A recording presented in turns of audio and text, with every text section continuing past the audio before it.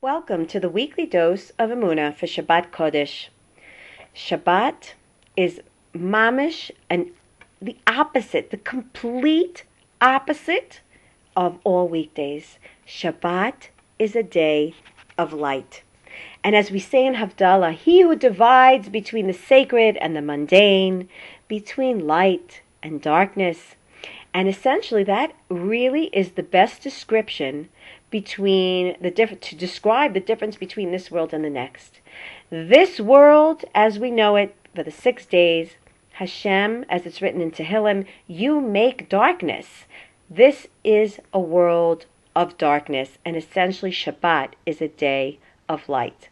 So let's understand maybe a little bit as far as what does it mean between light and dark, okay? I mean, essentially, when you're talking about darkness, it doesn't mean that there's something, let's say you walk into a dark room and you can't see anything because it's dark. It doesn't mean that the item that you're looking for doesn't exist. It means that if there was light in that room, I would be able to easily recognize it. So in the dark, I can't see what's actually there. Doesn't mean it's not there. It means that I don't recognize it. So the world of darkness compared to the world of light essentially means that the truth that Hashem exists and that Hashem is with me is hidden from me. The truth that Olam Haba is essentially here right with me. I am in Gan Eden at every given moment. I am with Hashem. It's spread out there right in front of my eyes, but I can't see it. And Olam Haba, Bezrat Hashem, a person will be able to see it. But in this world, unfortunately, that darkness is a veil that covers my eyes and doesn't enable me to see it. So Olam Haba, a world that's all light, shekulo or, is nothing more than really a revelation of Hashem's oneness. In truth, all it is that Hashem's oneness is always spread out in front of our eyes. Hashem's existence always fills the world, as is written, Kvodo Maleh Olam, right? Written in Yeshaya. His glory fills the world, but it's not revealed to me here. And that is essentially the difference between darkness and light. So nonetheless, Hashem's existence is just not obvious. It's not obvious unless you really work hard to sort of feel your way through life, put your hands in the darkness around your surroundings, and sort of feel out and seek out to be able to sense what you cannot see.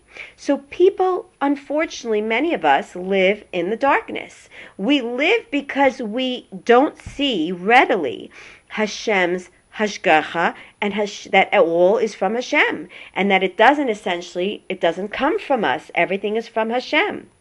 And so essentially, a person can think that he's doing everything by himself, that everything that he does comes from him, and I work so hard, and that's why I make all the money that I make, and so on and so forth. But all of that is because we're in the darkness. And that's essentially the difference between living in a Shabbos mode, which is a mode of open revelation, where essentially, which we'll talk about next week, the idea of the lighting of the candles opens our eyes, right? When Shabbat arrives, we light the candles, we turn on the lights, so to speak, and we get to see and sense that oneness of Hashem, and that is why it's Me'ein Olam Haba, because if we work hard to prepare ourselves, emotionally, physically, spiritually, prepare ourselves, when we light the candles, essentially, we will find ourselves being able to sense Hashem's existence more readily. So Be'ezrat Hashem, let's look to open up the lights. Let's look to see Hashem's existence, that it should be obvious to us. At least prepare ourselves so that we're going to be encountering and making that transition into that new realm where we'll be able to see Him more readily. Be'ezrat Hashem, this coming Shabbos, it should be illuminating to our eyes. We should have eyes that are enlightened and enriched to be able to see and feel and sense the presence of Hashem, Lanu, and all of Am Yisrael. Amen. Ken Yiratzon. Have a great Shabbat Kodesh.